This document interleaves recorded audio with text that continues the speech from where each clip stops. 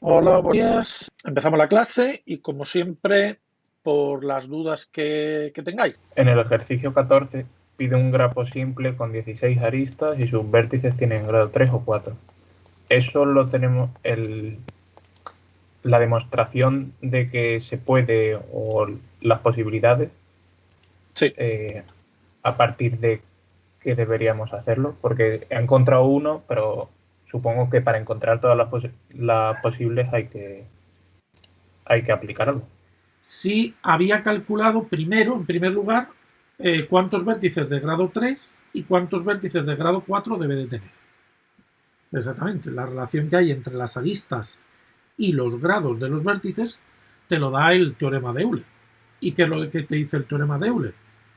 Que la suma de los grados de los vértices es el doble del número de aristas.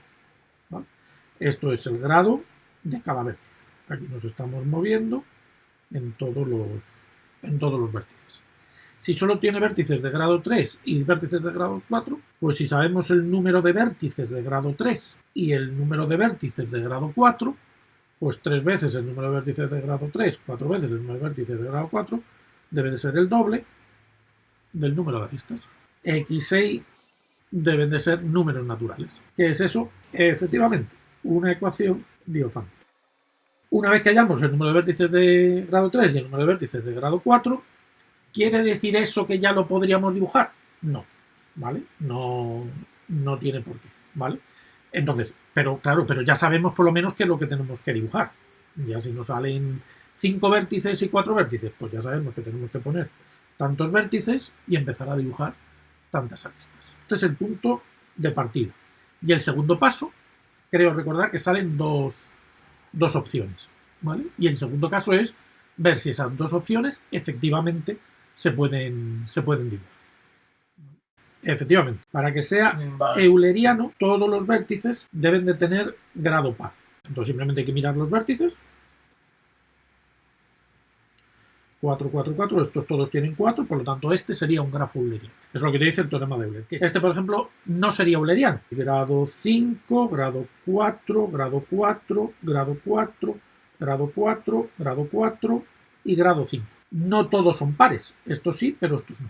Pero este sí tiene camino de Euler. ¿Por qué? Porque tiene exactamente dos vértices de grado impar. Es lo que se llama semi-euleriano. Quizá la propiedad de bipartito quizá es la propiedad más sencilla de mostrar. Puse aquí una indicación que decía cuáles serían las partes. Es decir, ¿qué significa que sea bipartito?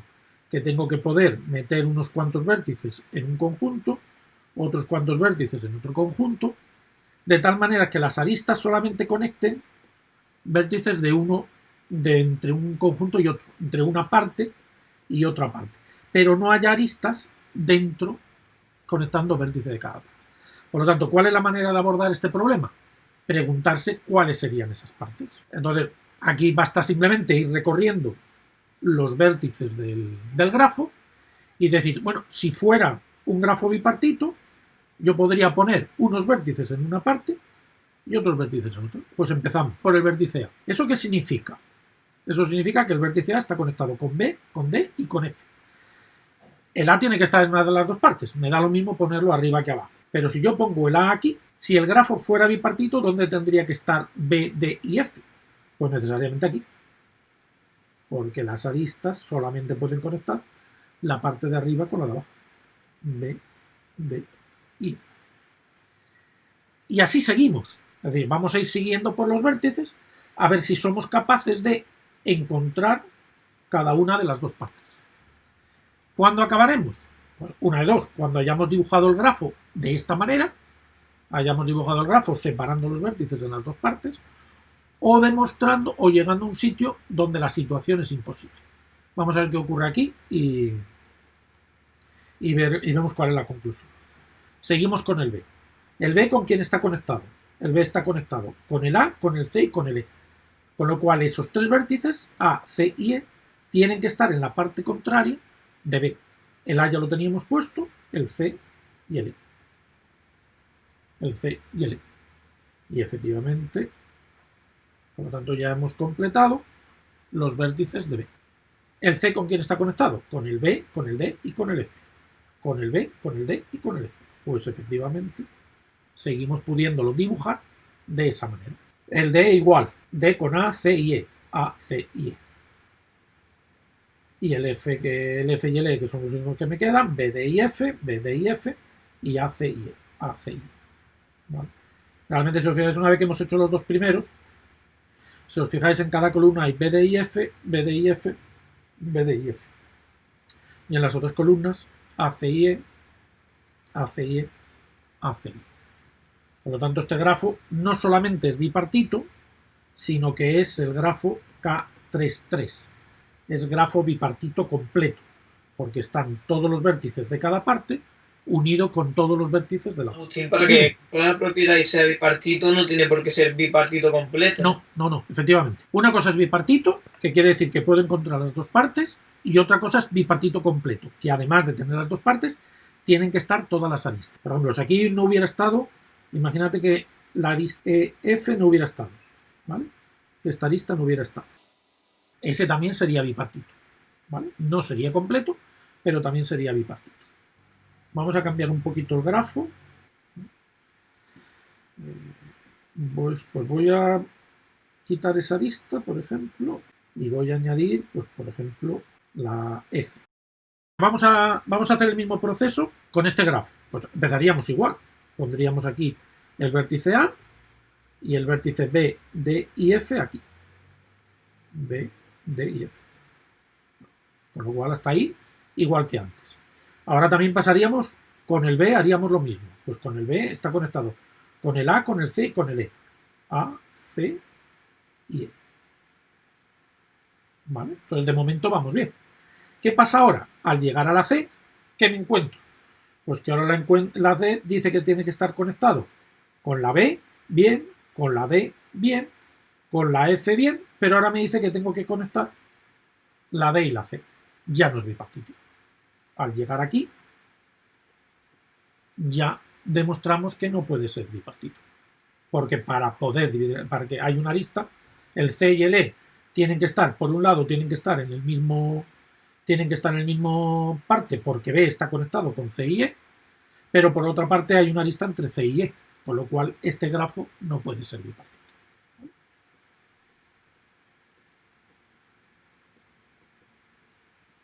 Esa sería la manera de hacerlo. Hay otra, una manera sofisticada o más concreta de hacer esto, o sea, de demostrar que no es bipartito. Demostrar que sí es bipartito, esta es la única forma. Encontrar las dos partes. No hay otra. Demostrar que no es bipartito, tampoco hay otra forma. Básicamente es esta, es llegar a una contradicción. Pero ¿cuál es una manera un poquito más elegante de decir esto?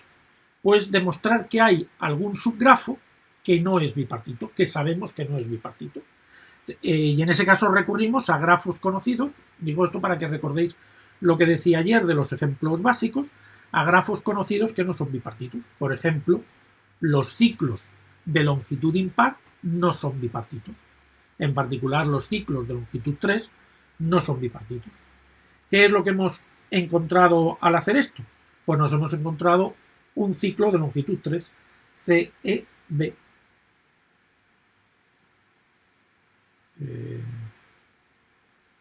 Del B vamos al C y del C vamos al E y del E volvemos al B.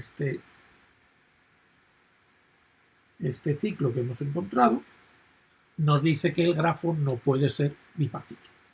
En general, si encontramos cualquier ciclo de longitud impar, también lo demostraría. Y hay una propiedad de esos grafos que nos dice que todos los ciclos de longitud impar no son bipartitos. Al contrario, todos los ciclos de longitud par sí son bipartitos.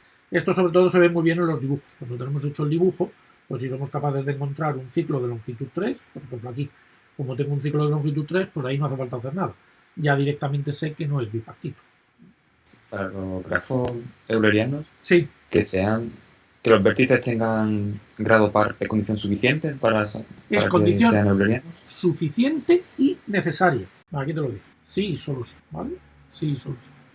Ahora que me has dicho eso, Vale. acabo de ver el teorema, que es algo que pasa muchas veces desapercibido, porque como estamos construyendo caminos, pues se entiende que esos caminos existen. Fijaros que también está la condición de conexo.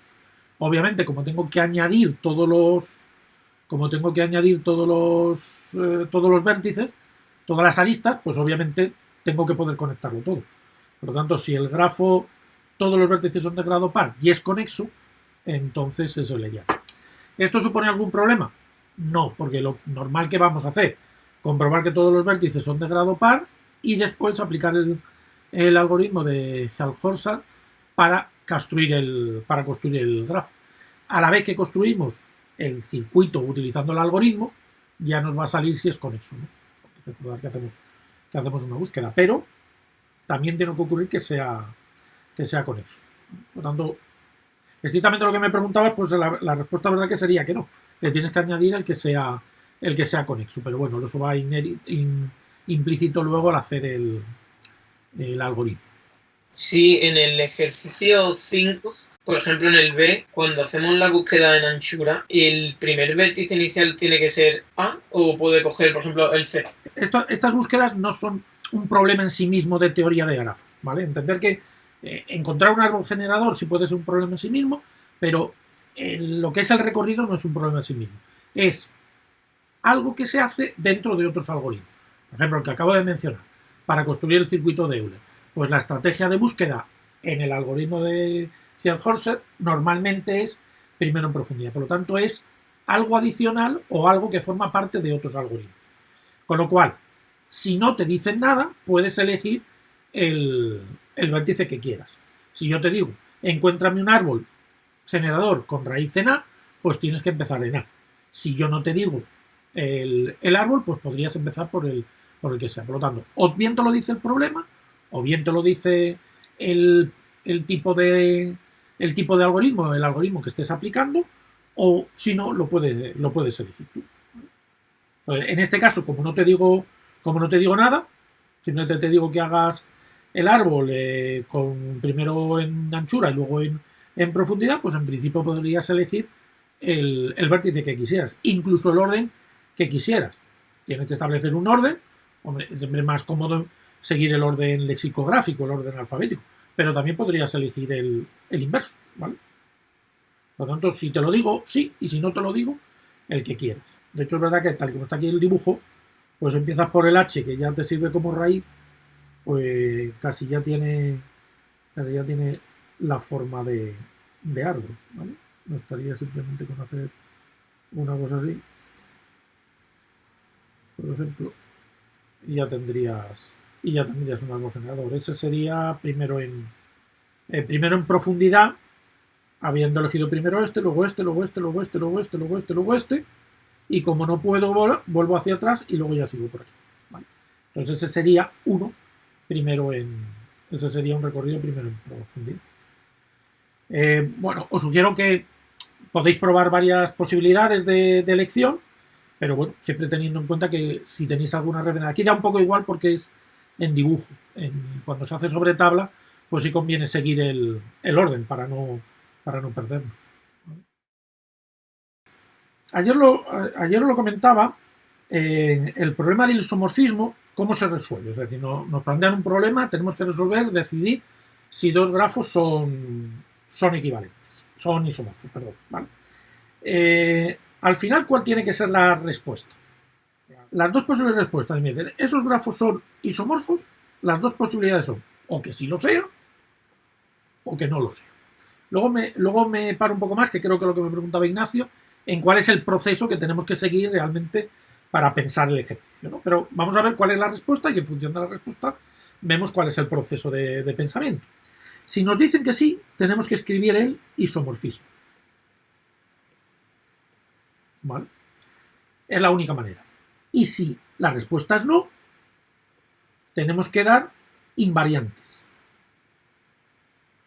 Esto quiere decir características que tenga un grafo y que no tenga el otro. Determinar un invariante que tenga una característica, que tenga uno y que no tenga otro. Esa es la respuesta, ¿vale? Por ejemplo, en este ejercicio, y empiezo por lo primero que decía, ¿a qué se refiere? Pues como son isomorfos, ¿qué es lo que hemos hecho? Dar un isomorfismo. Y dar un isomorfismo es establecer una correspondencia entre los vértices de un grafo y los vértices de otro. Y decir, la A, lo estoy mirando aquí, que hay varios isomorfismos, el isomorfismo no tiene por qué ser único. En este caso, pues el que he dado es la A se corresponde con la U, la B se corresponde con la V, la C se corresponde con la I y la D se corresponde con la X. Claro, en principio yo podría haber dado cualquier correspondencia, cuatro cosas, podría haber sido cualquier correspondencia. ¿Todas sirven? No. ¿Cuáles son las que sirven? Las que sirven son las que, al mirar las aristas en un grafo y en el otro grafo, las aristas también corresponden. Es decir, tiene que haber una biyección entre los vértices y esa misma biyección tiene que funcionar entre las aristas. Entonces, ¿por qué esto es un isomorfismo? Porque si cogemos cada una de las aristas de este grafo, la correspondiente de este también es una arista. Por ejemplo, la AB, que sería esta arista, ¿a cuál se corresponde? Pues si la A es la U y la B es la V, se debería de corresponder con una arista, UV. ¿La UV es una arista de aquí? Sí. La AC, que es esta, ¿con cuál se debería de corresponder? Pues AC debe de corresponder con UI. Con UI. ¿La UI es también una arista de aquí? Sí. Y así hay que irlo mirando con todas las aristas. Y en este caso, pues efectivamente, la AD se corresponde con la XU. Me acabo de encontrar aquí una errata. ¿Vale? La BD es la VX, que es esta. Y finalmente la BC o la CD, que es la IX. Esa sí está bien. Y es la IX. BC es la IX. ¿Vale? Luego lo corrijo. Tengo una errata ahí en esa lista. ¿Vale? La otra posibilidad es encontrar un invariante. Es decir, si la respuesta es no, pues es encontrar una propiedad que tenga esta o que no tenga esta. Vale, eso es lo que hay que hacer para el no y para el sí. ¿Cómo vamos a pensar los ejercicios? ¿Cómo tenéis que pensar los ejercicios? Bueno, pues lo que vamos a ir es, realmente, vamos a ir empezando por aquí. Es decir, vamos a ponernos en el caso de que no. No es que nos pongamos en el caso de que no, sino que vamos a ir viendo invariantes, propiedades que sean fáciles de ver y que nos empiecen a dar una pista. ¿Qué puede ocurrir? Pues que miremos un invariante, ahora voy a poner algún ejemplo, y que no funcione. ¿Por qué? Porque lo tiene este y lo tiene este. A lo mejor no nos sirve para demostrar que no son isomorfos, pero sí que nos van a determinar parte del isomorfismo. Por ejemplo, en este mismo ejercicio. Este ejemplo era sencillito y se podía ver bastante fácilmente, pero es conveniente pensar en estos ejemplos pequeños porque la dinámica es la misma. Por ejemplo, fijaos que aquí teníamos que este vértice tiene grado 2, este vértice tiene grado 3, este vértice tiene grado 3 y este vértice tiene grado 2. Este tiene grado 3, este tiene grado 3, este tiene grado 2 y este tiene grado 2. Realmente eso que he escrito ahí es lo que se llama la secuencia gráfica, que es uno de los invariantes. 2, 2, 3, 3. 2, 2, 3, 3. Con lo cual, ese primer invariante, el primer invariante de todos, obviamente, es el número de vértices. 4 vértices, 4 vértices. Ese es el primero de todos. El segundo, las aristas. Este tiene 5 aristas, las 5 que he determinado aquí, y este tiene 5 aristas. También. Esos son los dos invariantes, digamos, triviales, por así decirlo, porque obviamente para poder establecer una biyección entre vértices y aristas tengo que tener el mismo número de elementos. Por lo tanto, se supone que cuando yo os pregunte algo de isomorfismo, eso lo van a verificar, ¿vale? Pero bueno, son dos invariantes. El siguiente invariante, lo que decía, la secuencia gráfica. 2, 2, 3, 3, 2, 2, 3, 3. Vale. Lo verifica. Pues entonces eso no me sirve para nada. Hombre, sí me sirve. Lo que estoy seguro es que si quiero construir un isomorfismo, no voy a poder decir que la D se va a corresponder con la V. No tiene sentido. la D se tendrá que corresponder con un vértice que tenga el mismo grado que él. Por lo tanto, hombre, no me va a dar el isomorfismo, pero ya tengo dos posibilidades. Una de dos.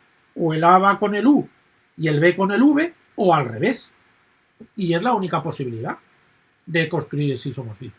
Por lo tanto, según voy mirando invariantes, voy añadiendo restricciones a ese isomorfismo y que me va a permitir definir ese isomorfismo. ¿Vale? Otra cosa que también se puede hacer, otra manera de... Este que he dicho ahora es, digamos, lo que sería más metódico en el sentido de que podría ir analizando características que estén relacionadas con el grafo y poderlas ir asumiendo en esa definición del isomorfismo. Ya os adelanto que uno de los que más se utiliza como invariantes son los ciclos. ¿Vale? Es decir, hallar ciclos aquí dentro y hallar ciclos aquí dentro y ver si tengo los mismos ciclos. Por ejemplo, podría mirar. ¿Aquí tengo ciclos de longitud 3? Sí. ¿Tengo aquí ciclos de longitud 3? Sí. Pero ¿tengo los mismos ciclos de longitud 3 aquí y aquí? ¿Vale? Los tres siempre damos por 3 porque son más sencillos, pero también podríamos recurrir a ciclos de longitud 3. Relaciones entre ciclos de longitud 3, ¿vale? Por ejemplo, fijaros que aquí tengo un ciclo de longitud 3 unido a otro ciclo de longitud 3. No tendría por qué ocurrir, ¿vale? A ver, siempre ciclos grados suelen ser los invariantes más sencillos de utilizar, ¿vale? Otra manera de verlo, ya que solamente realmente la podríamos utilizar para grafos pequeños, como este que estoy dibujando aquí. Si os recordáis ayer cuando decía lo que era el isomorfismo, decía, bueno, esencialmente es hacer los dos dibujos de distinta manera, ¿no? Y recordáis el ejemplo ese que os ponía ayer, de estos dos grafos, que son isomorfos, ¿vale? Simplemente están dibujados de otra manera, ¿vale? ¿Podría dibujar transformar uno en otro dibujando? Pues la respuesta sí. Voy a empezar por este grafo pequeñito, ¿vale? Para que veáis qué es lo que me podría imaginar. Tengo pendiente, alguna vez lo he pensado, ahora con los vídeos y con la cámara sería más fácil, ¿no? Con un corcho. A ver si me acuerdo y el jueves lo traigo. En un corcho, ¿no? Imaginaos que tenéis varios alfileres pinchados con hilos, ¿vale? Los alfileres serían los vértices y los hilos serían las aristas, ¿vale? Con hilos o con gomas, algo que sea flexible. Pues imaginaos que queréis transformar este dibujo en este dibujo.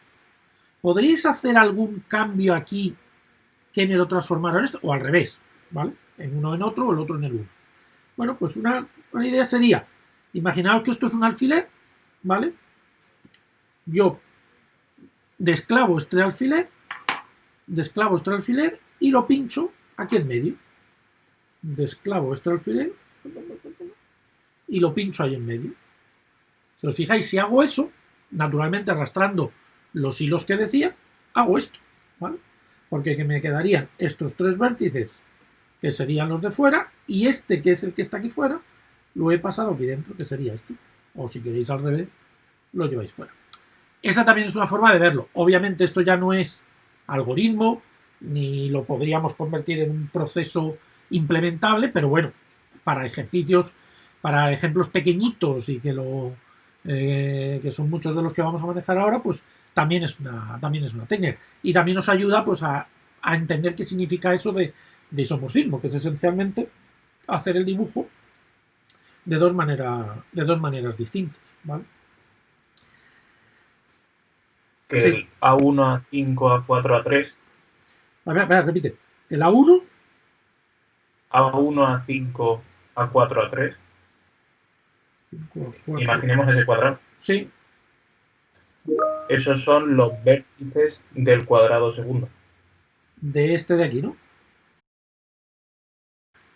Sí. De hecho sale de muchas maneras. ¿Ese sale?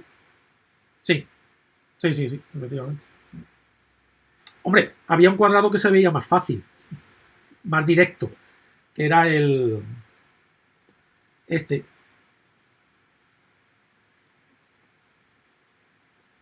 Vale, ese cuadrado sería más directo.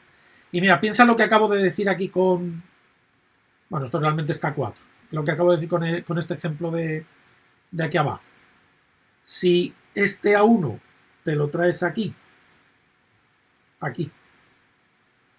y este A4 te lo traes aquí, imagínate lo de los alfileres que he dicho. Coges esto de aquí y te lo llevas aquí arriba. Y este A1 te lo llevas aquí abajo. Pues si te fijas, te da exactamente el mismo dibujo. Entonces el A1 iría al B5. Y te quedaría por un lado con A2 y A3, que sería estos dos. Por el otro lado A5, A6, que sería estos dos. Y con el B6, que sería la 4, lo mismo. Te quedaría con el A5, A6, que serían estos dos. Esa sería la biyección. José Manuel me había dicho lo de los cuadrados. Es decir, lo que yo os comentaba de los ciclos de longitud 4. Efectivamente, ¿qué es lo que canta o queda más claro ahí? ¿Cuáles son los ciclos de longitud 4? Y él se había fijado en uno. Él se había fijado en este, ¿vale? Y yo me había fijado en el que se veía.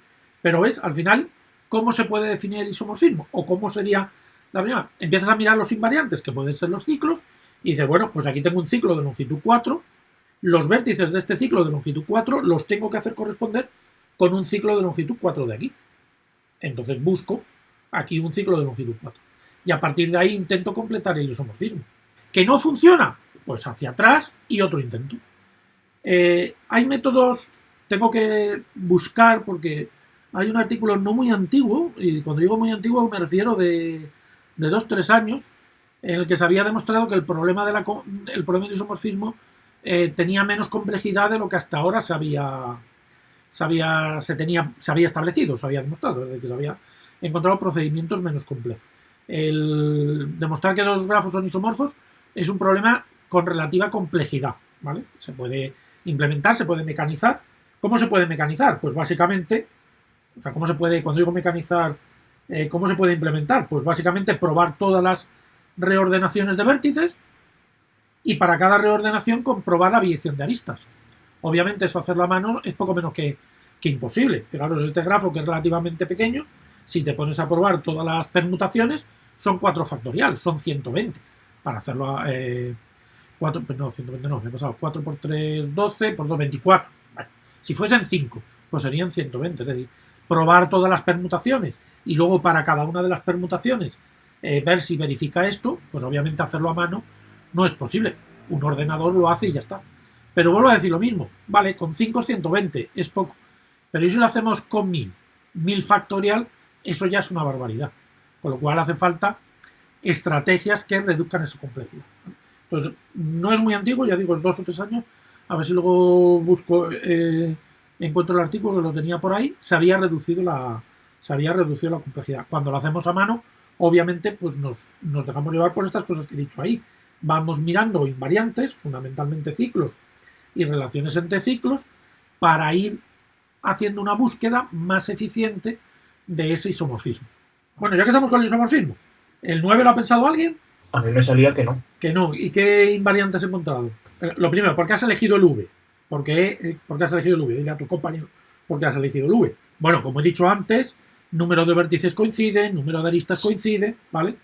Grados coinciden, la secuencia gráfica coincide. ¿A quién le debería de corresponder el V? A la E. ¿Qué característica tiene la V y la E en esos dos grafos? Que son de grado 4. Son los únicos de grado 4 en cada uno de los dos vértices. Todos los demás tienen grado 3. Es decir, si aquí construyes la secuencia gráfica, te daba 4, que era el del vértice E, y luego todos los demás de grado 3. Y aquí igual. Fijaros lo que os decía antes. Por ahí tenéis que empezar siempre. Es decir, siempre empezar por ahí, por la secuencia gráfica. La suerte, entre comillas, que teníamos en este gráfico, que solo teníamos un vértice de grado 4. Por lo tanto, para construir un isomorfismo, sí o sí, tendría que ocurrir esto. Si existe el isomorfismo, tendría que haber ocurrido eso. Y a partir de ahí, efectivamente, lo que has hecho, José Manuel, es decir, como forzosamente la E tiene que ir a la V, pues voy a ver que la E no puede ir a la V porque otra característica a partir del V falla. Y entonces me decías que todos los vértices con los que está conectado el E están conectados entre sí 2 a 2. Fijaros, EA, EB, EF y EG. Si cogéis ese arbolito pequeñito, la B, la F, la G y la A están conectados. La A y la B están conectados. La G y la F están conectados. Pero ¿qué ocurre si os vais aquí? Pues que este y este, ninguna pareja de esos dos, de esos cuatro vértices, están conectados entre sí. Pensad lo que he dicho antes. Vamos a seguir construyendo el isomorfismo. Bueno, pues las aristas AE, BE, EF y EG tendrán que corresponder con las aristas UV, VZ, VW y VX. Si hay un isomorfismo, las aristas que salgan de aquí tienen que coincidir con las aristas que salen aquí. Y así, bueno, pues ahora ¿cuál hago? ¿Qué correspondencia hago entre ellas? Y veo que no es posible. Porque si digo la X y la U, no puede ser la A y la B, porque no están conectados. Y así sucesivamente. Es decir, efectivamente, las cuatro aristas que salen del vértice que debe de corresponder, luego no podría seguir construyendo. Esa es la idea de construir el isomorfismo. Empiezo con una característica que tengan en común y a partir de ahí intento seguir construyendo el isomorfismo. Puede ocurrir dos cosas: que termine de construir el isomorfismo, que es lo que me ha pasado aquí, a partir del cuadrado que hemos dicho, del ciclo de longitud 4 que he dicho, pero aquí resulta que en el primer paso que he dado con las aristas ya me encuentro que no es posible. ¿Vale? Bueno, pues ahí tenéis una invariante. ¿Algún otro que lo haya pensado y haya encontrado otro invariante? Pensar alguno más. Lo he dicho también en los temas anteriores. En los ejercicios de las relaciones no os conforméis con hacer estrictamente lo que os pide el ejercicio. Y en estos de grafos, pues alguna vez veréis que en esta relación y en la siguiente que publicaré esta tarde mañana, hay grafos en común. ¿Por qué? Porque para estos grafos yo os puedo hacer más preguntas. Si una vez que hemos visto que estos dos grafos no son isomorfos, ¿vale? Pues podríamos preguntar, bueno, este es plano, porque está dibujado plano, es que es lo que vamos a ver la semana que viene. Este es plano. ¿Es euleriano? Obviamente no es euleriano porque tiene cuatro vértices de grado impar. ¿Vale? Pero bueno, no lo podemos preguntar. ¿Es hamiltoniano? Eso sí lo puedo preguntar. Eso sí lo podríamos analizar, que no está preguntado en este ejercicio. Pero vosotros lo podéis plantear. Es decir, no os conforméis con hacer solamente el ejercicio. O no os conforméis solo con encontrar un invariante. Pensar más, intentar buscar más invariantes. De hecho, algunas veces en los exámenes os hemos puesto estudia si son isomorfos. Si son isomorfos, da el isomorfismo. Y si son, da al menos dos o tres invariantes. Dos invariantes o tres invariantes, depende, porque lo que buscamos es que estudiéis más características. Ayer ya vimos un poquito por dónde iban las claves, ya os dejé escrito incluso en qué es lo que me tenía que fijar. El A ya lo vimos ayer, que no podía ser un grafo simple. ¿Por qué? Porque tenía cuatro vértices, y si tiene cuatro vértices, ningún vértice puede tener un grado exactamente igual que el número de vértices. Todos los vértices tienen que tener grado, como mucho, una unidad menos que el número de vértices. El segundo, sí, ¿cuál? Sería como una fila, por ejemplo. Una fila con los cuatro vértices. Ese supongo, ¿no? El que había. Los dos del medio tienen grado 2 y los dos de los extremos tienen grado 1. ¿Vale?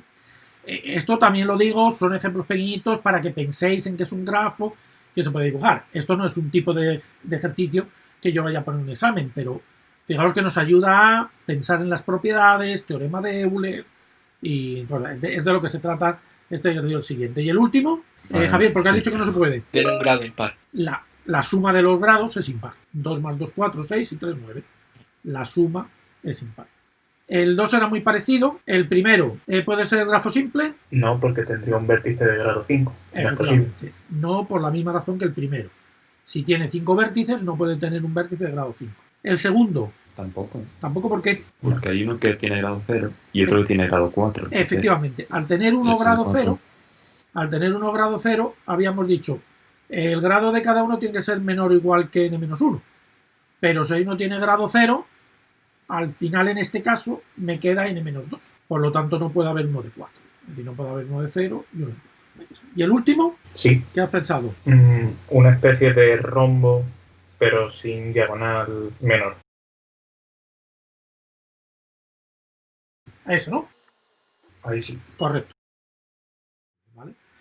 hay algoritmos y hay métodos para, a partir de una secuencia gráfica, encontrar el grafo. Es decir, esta secuencia gráfica no tenía ningún problema, ni por la definición de grafo simple, ni por el teorema de Euler. No había ningún problema, ¿vale?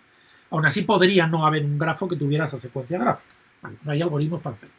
No lo vemos porque, como hay tantas cosas que no vemos, este tipo de cosas yo la voy a plantear como ejemplitos pequeños de este tipo de cosas, que lo que se trata es de que se juegue con él, ¿no? O sea, no hace falta que os pongáis a pensar sistemáticamente cómo podemos construir un grafo a partir de una secuencia, porque no es un tipo de problema que yo os vaya a poner, ¿no? Para ejemplos pequeñitos está bien que lo penséis, para ver las situaciones que pueden darse, pero no es un tipo de problema que vayamos a hacer, ¿vale? Ejercicio 3.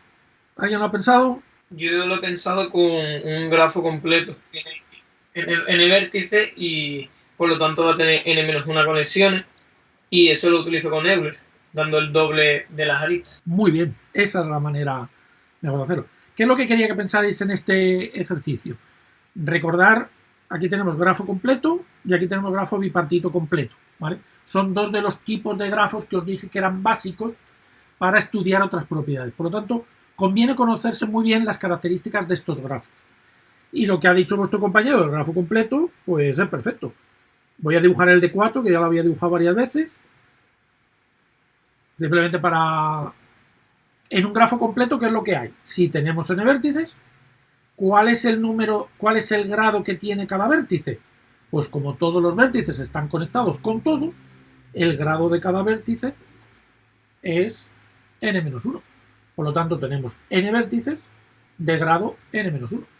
Y por el teorema de Euler, ¿eso a qué tiene que ser igual? Al doble del número de aristas. Eso es lo que había que hacer. Con lo cual es simplemente una ecuación de segundo grado, que tiene dos soluciones, pero solamente una era válida, que era 9. 9. Luego la otra era negativa, menos 8 o algo así, ¿no? Sí, 9 por 8 es 72. La otra era negativa, por lo tanto no tiene sentido. Teníamos que quedarlo con la 9. Bueno, vamos pero piénsalo en general. Es decir, tú te has puesto a buscar la matriz que era, pero no tienes por qué buscarla a ojo. Esta matriz es n por n. El tamaño de la matriz es 9 por 9, ¿no? Pero como tengo que quitar los ceros de aquí, n por n... bueno, tú aquí tienes una matriz con todo unos, excepto aquí, que tienes ceros.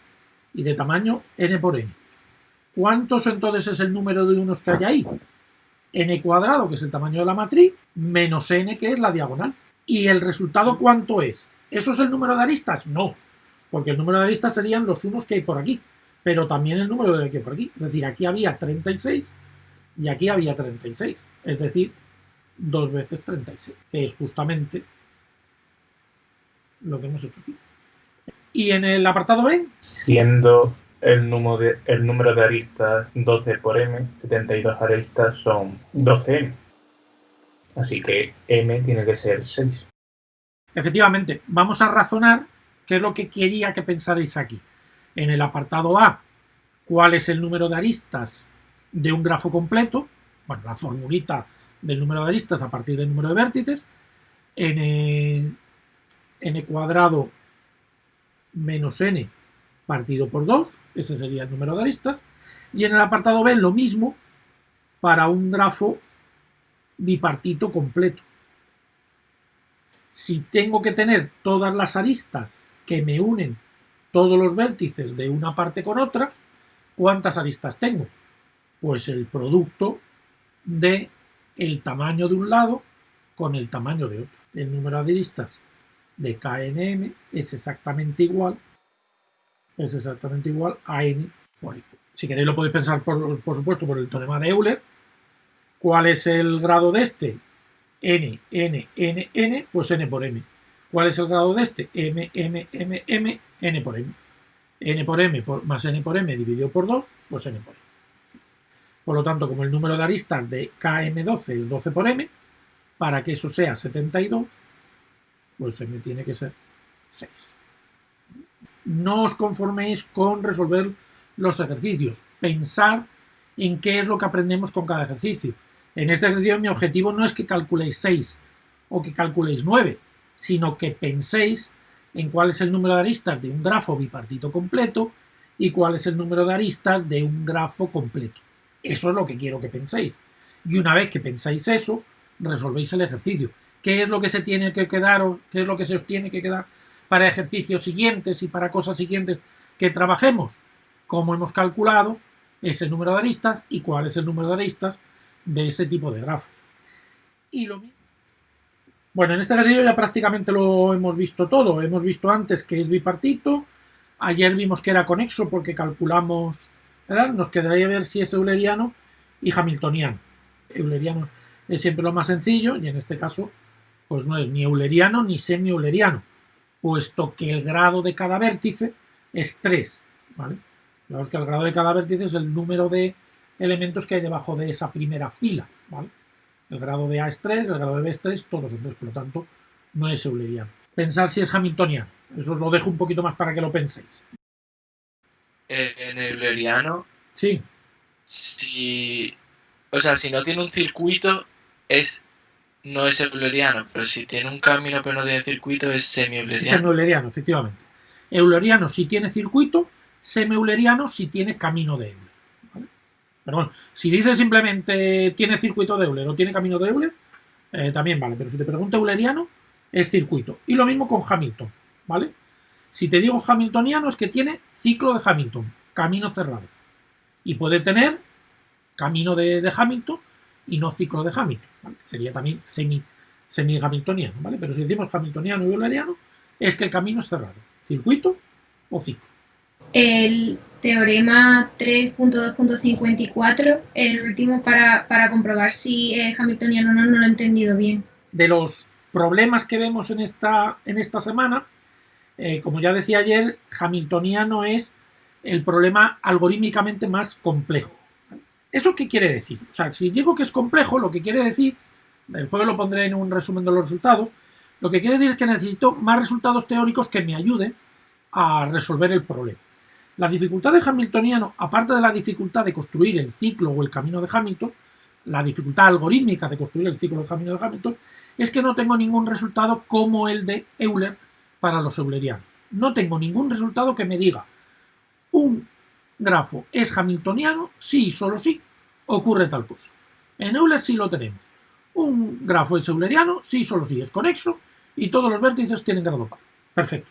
Pero en Hamilton no. Ese es el primer problema que tiene Hamilton. Solamente tenemos resultados que nos dan una información parcial. Y tenemos concretamente, bueno, habrá más resultados, luego aquí no los he puesto todo, os podéis encontrar por ahí más resultados relacionados con hamiltoniano, pero aquí en los apuntes os damos 3 resultados, que son el teorema de Dirac, el teorema de Ore y el teorema de las componentes conexas. La verdad que aquí no le tengo puesto nombre, pero como ves que aquí aparece la palabra componentes conexas, pues normalmente a este resultado nos referimos como el resultado de las componentes conexas, ¿vale? Rápidamente, los dos primeros. ¿Qué necesitamos para que un grafo sea, para que tengáis una idea intuitiva de todos los resultados, ¿vale? El grafo más sencillo, que sin ninguna duda es hamiltoniano, son los ciclos. Eso sería un grafo hamiltoniano. El propio ciclo es el ciclo de Hamilton. Como veis, es muy tonto, ¿vale? Si el grafo no es un ciclo, o no veo claro ese ciclo, en el momento que vea claro un ciclo, pues ya sé que es hamiltoniano. ¿Qué es lo que vamos a necesitar para poder asegurar que sí es de Hamilton? Pues hombre, tener bastantes aristas. Cuantas más aristas tengas, más garantía tengo de poder ir de un sitio a otro y luego poder seguir la ruta, ¿vale? Esa es un poquito la idea. Cuantas más aristas tengo, más probabilidad tengo de que el camino sea de Hamilton.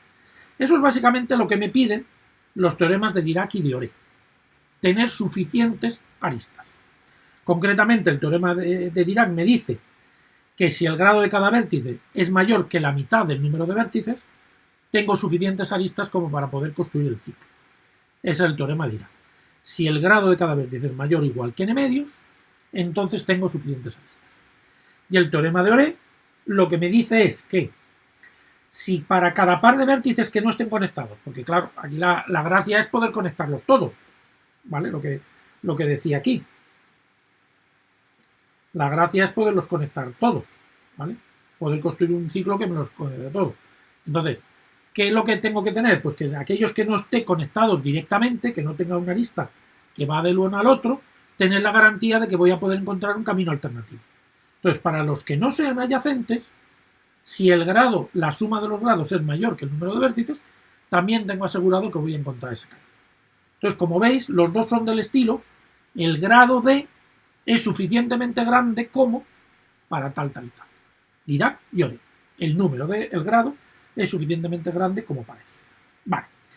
El que me preguntaba vuestra compañera es el último, el de las componentes conexas.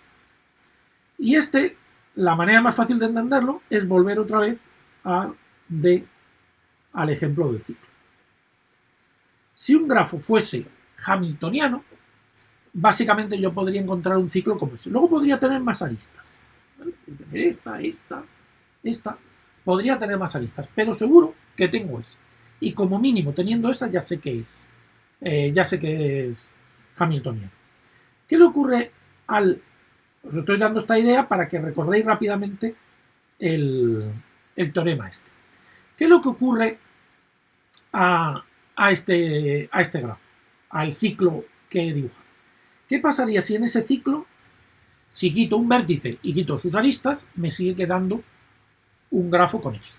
¿Vale? Pero, vuelvo a repetir, si quito dos, por ejemplo, quito este y quito este, deja de ser conexo. Deja de ser conexo, pero ¿cuántas componentes conexas le quedan? Dos. Una y dos componentes conexas. Recuerdo, para aquellos que no lo hayan leído, que las componentes conexas, si un grafo no es conexo, quiere decir que pueden estar, hay vértices que no están conectados unos con otros a través de aristas. Bueno, pues entonces siempre podré quedarme con los trozos que están separados.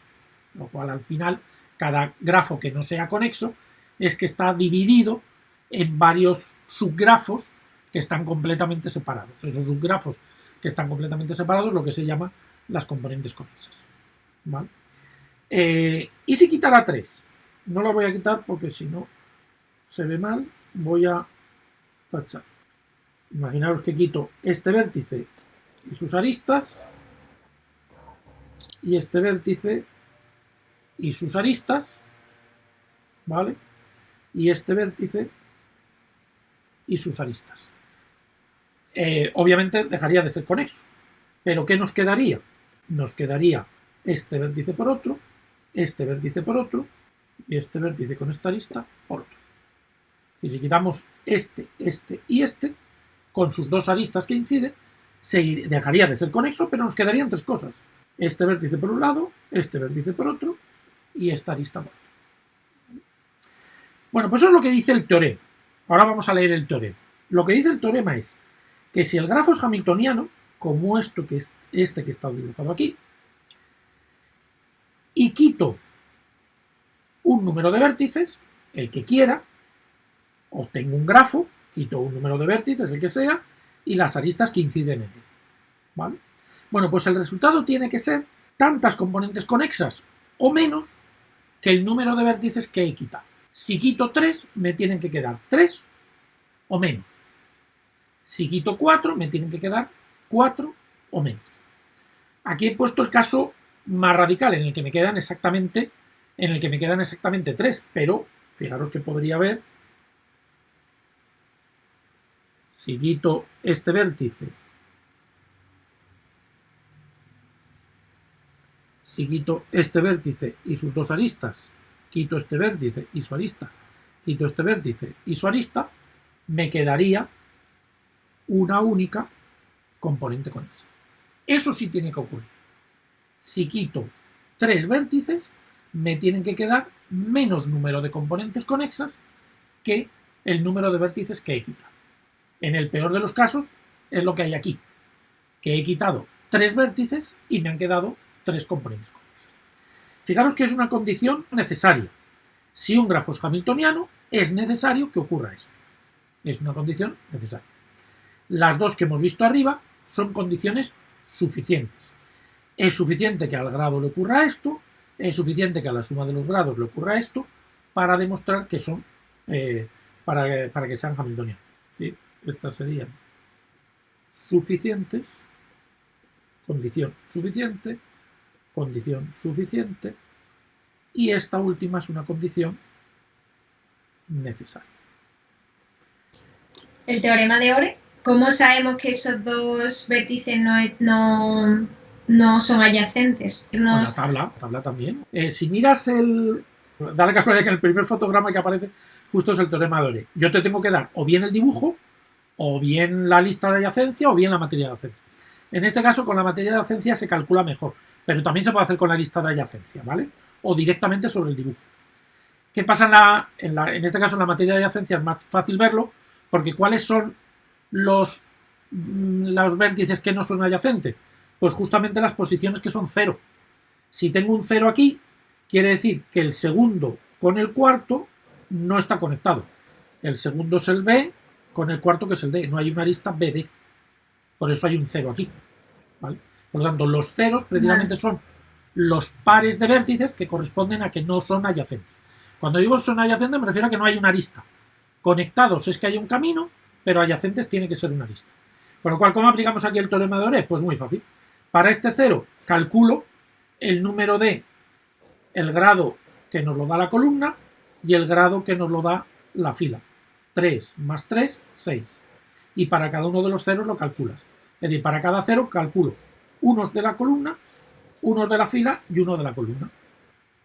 Uno de la columna y uno de la fila. Y me da exactamente el número de la suma de esos grados que aparece ahí. Bueno, sigo con lo que termino con eso. Porque es importante esto de condición suficiente y condición necesaria. Es importante porque nos van a aparecer en otro tipo de resultados, ¿vale? Me paro un poquito aquí porque es lo que me ha preguntado vuestra compañera, pero quedaros también con la idea de qué significa eso de necesario y suficiente. Cuando decimos que una condición es suficiente, quiere decir que en el momento que se verifique esa condición, es suficiente para sacar la conclusión de que es hamiltoniano. Es suficiente que ocurra esto y es suficiente que ocurra esto. Pero con necesario no. Si la condición es necesaria, no me está diciendo nada.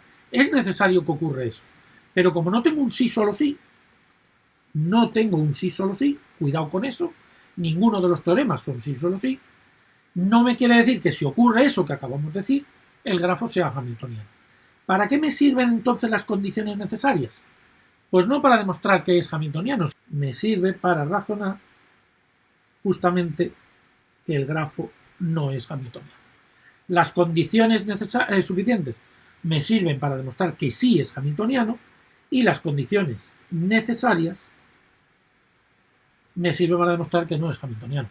Porque si algo es necesario y no ocurre, pues no puede ser, ¿vale? Ahí tenéis un ejemplo pequeñito, ¿vale? Donde ocurre que simplemente con quitar un vértice, con sus aristas incidentes, obtengo dos componentes conexas. Quito uno y obtengo dos. No verifica la condición necesaria. Si no verifica la condición necesaria, es porque no es hamiltoniano. ¿Cómo aplicamos este resultado? Este es el resultado más difícil de aplicar. Aquí volvemos otra vez, como decía antes, con los procesos de búsqueda, ¿vale? Pues, ¿qué es lo que tengo que hacer? Ir recorriendo todos los vértices. Quito uno, ¿qué ocurre? Pues quito el primero. ¿Que no tengo el primero? El segundo, el tercero, el cuarto. Luego quito dos, todas las posibilidades de quitar dos. Fijaros que el problema es el método es bastante complejo, porque en este tengo 5 y si con uno no me hubiera servido, ya he tenido que probar 5 cosas. ¿Cuántos grafos tendría que probar sus componentes conexas si tengo que quitar 5? Si tengo que quitar 2, 5 sobre 2. 5 sobre 2 posibilidades, 5 por 4, 20, entre 2, 10. Pues otros 10 grafos que tengo que comprobar. Y así sucesivamente. Obviamente el límite está en quitar tantos como mucho la mitad, ¿vale? Porque si quito la mitad, como mucho me van a quedar la otra mitad como vértices aislados, ¿vale? Por lo tanto no hay que probar todas las posibilidades. Aquí no tendría sentido quitar 3, por ejemplo, ¿no? Esos son el tipo de cosas que razonéis, ¿eh? Tenéis algún ejemplo más, cualquier grafo que esté en los apuntes lo podéis mirar y estudiar tanto el teorema de Dirac como el de Ore, como el de las componentes conexas, para que veáis cuál es la dificultad y cómo se puede ordenar el trabajo. En este tipo de problemas, creo que ya lo mencionaba ayer, viene muy bien partir de un árbol generador primero en profundidad, ¿vale? porque voy a obtener un grafo como esto y a lo mejor con aristas así. Pero esto es muy útil para saber qué es lo que tengo que quitar. Como es muy parecido al ciclo, a lo mejor tengo un camino, no tengo un ciclo, pero digo, si quito este, me queda por un lado. Es muy fácil ver las componentes conexas si tengo el árbol generador escrito de esa manera. El árbol generador y el grafo dibujado a partir del árbol generador. ¿Vale? Son estrategias, son heurísticas, no son algoritmos. Eso sí es importante. Cualquier cosa que veáis aquí para Hamilton, aparte de lo que digan los resultados, a partir de ahí ya está las heurísticas y el probar y el ordenar el trabajo. Pero ya no hay nada sistemático ni algorítmico. Con Euler sí, con Hamilton no. ¿Vale? Agustín, si se quita Dime. de la mitad para comprobar si es hamiltoniano, Sí. no sería válido porque saldría que siempre es hamiltoniano, ¿no? No. Si quitas vértices para utilizar lo de las componentes conexas, Si quitas más de la mitad. claro, si quitas más de la mitad, te van a quedar como mucho como componentes conexas cada uno de los vértices que has quitado, que son menos de los que has quitado, por lo tanto no te es concluyente. Lo que necesitas para demostrar que no es hamiltoniano es quitar un número de vértices y quedarte con más componentes. Si tienes 10 vértices y quitas 6, como mucho te vas a quedar con 4 componentes conexas, 4 vértices. Por lo tanto, has quitado 6 y te quedas con 4. No es concluyente. Tienes que quedarte más de las que quitas. Mira el ejemplo ese que he enseñado en los apuntes. Quitas 1 y te quedan 2. Eso es concluyente. Pero si quitas 6 y te quedan 4, no te sirve para nada. ¿Vale? Podría ser hamiltoniano o no serlo. Lo que te hace falta es quitar un número y que te queden menos. Por eso, en uno de 10, pues como mucho vas a quitar 5 incluso. ¿Vale? Podría quitar 5. Pero no puedes quitar 6. No tiene sentido quitar 6 porque eso no te va a dar información. ¿Vale? Este es el archivito que tenéis en el campo virtual que se llama 3 grafos. ¿Vale? Es un archivito de máxima. Lo podéis utilizar como plantilla, como siempre os he dicho, para probar cosas. ¿Vale? Os tengo puesto aquí prácticamente todas las cosas que se pueden hacer fácilmente con el máxima y que se pueden resolver. ¿Vale? Bueno, pues aquí tenéis, por ejemplo, primero, ¿cómo se escriben los grafos? Pues hay que escribir los grafos y la manera de escribir los grafos es a partir de la lista de adyacencia. ¿Vale? Pues aquí tenéis cómo escribir un grafo en el máxima. Primero le decís el número de vértices. Si no le ponéis nombre, que puede ser lo más cómodo, pues aquí se está diciendo que tiene 5 vértices. Si le decís que tiene 5 vértices, asume que las etiquetas de los vértices son del 0 al 4. Aquí tenéis cómo pone las etiquetas a los vértices. 5 vértices del 0 al 4. ¿Y qué es lo que tenéis que dar además? Las aristas, claro está. ¿Vale? Es decir, el 1 está conectado con el 2, el 1 con el 3, el 2 con el 3, el 0 con el 4. Como es un grafo simple, también se puede trabajar con dirigidos. Pero como solamente estamos manejando simples, esto que está aquí escrito es para definir un grafo simple. Entonces no hace falta añadir el 1, 2 y el 2, 1. Cuando le deis el 1, 2, ya él asume que está el 2, 1. El 1, 3, él ya asume que está el 3, 1. ¿Vale? Son grafos simples, por lo tanto él ya sabe que son simétricos y por lo tanto basta con darle solamente las aristas en un orden. ¿Vale? Como veis, os va a enseñar la lista de adyacencia, ¿vale? Ordenada, como veis, por el orden numérico, el 0 con el 4, ¿vale? Y el 0 no está conectado con ninguno más, el 1 está conectado con el 3 y con el 2, el 1 con el 2 y con el 3, y eso es. Aquí en lugar de por columnas, como yo lo tengo en los apuntes, él lo pone en filas, ¿vale? Pero es la misma idea, ¿vale? Y por supuesto también os va a dar la matriz de adyacencia, ¿vale? Os va a dar la representación tanto por la matriz de adyacencia como por la lista de adyacencia, ¿vale? Os da dibujos del grafo, ¿vale? Con lo cual, en grafo, hombre, normal vosotros lo vais a ver, los grafos pequeños los vais a poder dibujar, pero él os va a dar siempre un dibujo. Las rutinas que tiene implementadas son bastante óptimas y os da dibujos bastante optimizados, ¿vale? Pensando en planaridad, con el menor número de cortes posible, ¿vale? O sea, tiene implementaciones bastante óptimas para dar representaciones óptimas a su vez, ¿vale? Bueno, ¿qué cosas le podemos preguntar a Máxima? Le podemos preguntar si es conexo, is connected, y nos devuelve si es verdadero o falso, si es conexo, ¿vale? Con lo cual, pues los ejercicios que están en los apuntes o cualquier otro que vosotros queráis mirar, pues antes de resolver el ejercicio le podéis preguntar si es conexo o no para saber si la conclusión que dais vosotros coincide, ¿vale?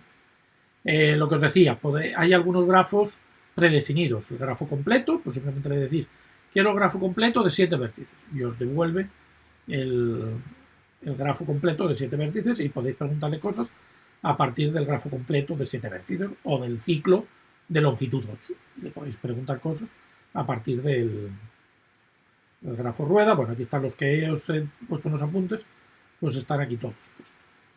Y otro muy interesante, que casi lo que más os quería comentar hoy, le podéis preguntar que os dé aleatoriamente un grafo, ¿vale? Le podéis decir, dame aleatoriamente un grafo de 7 vértices y este coeficiente, que va entre 0 y 1, va a representar más o menos el número de aristas o la proporción de aristas que tiene. Entonces podéis jugar, por supuesto que cada vez que le digáis que os genere un grafo, os va a dibujar uno distinto, ¿vale? Ahí ves, le dibujo a otro, mira, es más sencillo que el que tenía dibujado inicialmente. Cada vez que lo compiléis, os va a dar uno distinto. No tarda tanto, está tardando mucho por lo que os digo. Tengo un montón de aplicaciones abiertas. Vamos a ver, voy a variar este numerito para que veáis qué ocurre. Vamos a poner un numerito muy bajo, 0.1. Como veis, muy poquitas aristas e incluso desconectado. Por el contrario, si le ponéis un número muy grande, por ejemplo 0,9, pues seguramente aparezcan muchas aristas. ¿Veis? Muchas aristas, ¿no? Normalmente yo hay alguna vez incluso que me planteo ejercicios o para buscar cosas, lo busco de esta manera, ¿vale? O sea que no, algunas veces me busco otras formas de grafos así conocidos, pero esto también es alguna manera que yo me busco para poneros ejercicios. Siempre procuro poner 0.5, 0.6, 0.4, ¿vale? Para poner cosas. Entonces podéis poner ejercicios vosotros mismos y luego preguntarle, ¿es conexo? ¿Es tal? Ahí tenéis otros ejemplos. Le podéis preguntar si es hamiltoniano e incluso os va a dar el camino o el ciclo de Hamilton si lo tiene, ¿vale? Ahí tenéis algunos ejemplos donde a unos grafos yo le estoy preguntando si son hamiltonianos y una vez que le tengo preguntado si es hamiltoniano, pues cuál es el camino de Hamilton o el ciclo de Hamilton. Calcula el ciclo, no el camino, ¿vale? Ahí tenéis otro, el dodecaedro, veis ahí ya un grafo bastante grande, pues igual, ¿vale? También os determina si son isomorfos, ¿vale? También tiene implementado una demostración de isomorfismo y como veis os da, cuando le preguntáis si dos grafos son isomorfos, os da el isomorfismo, ¿vale? No simplemente os dice sí y no, sino que os devuelve el isomorfismo. Y si no son isomorfos, pues os dice que no hay isomorfismo. En este caso os dice que no, simplemente dándoos un isomorfismo vacío, ¿vale? Y lo de la semana que viene, pues también, grafo plano, también os devuelve si el grafo es plano o no es plano. Si es plano os lo dibuja plano y si no es plano, pues os dice que no es plano y ya está. Y la coloración, que también es otro que vamos a ver la semana que viene, pues también os da coloraciones óptimas, ¿vale? E incluso lo último que veremos la semana que viene, que es los grafos ponderados, pues también, ¿vale? También los calcula alguno de los operadores que tenemos definidos sobre grafos ponderados. Bueno, eso ya lo comentaré la semana que viene. Pues podéis utilizar el archivito, pues o bien para buscaros ejemplos, o bien para resolver ejercicios, o bien de la relación o de otros sitios, y para que sepáis qué es lo que ocurre. O para jugar, ¿vale? ¿Qué pasa si quito una arista? ¿Qué pasa si añado una arista? En fin, podéis. Es un buen recurso para poneros más ejemplos vosotros mismos y para jugar con las propiedades. Si quito esta arista, dejará de ser hamiltoniano, será plano, no lo será. En fin, podéis ir jugando con muchos ejercicios.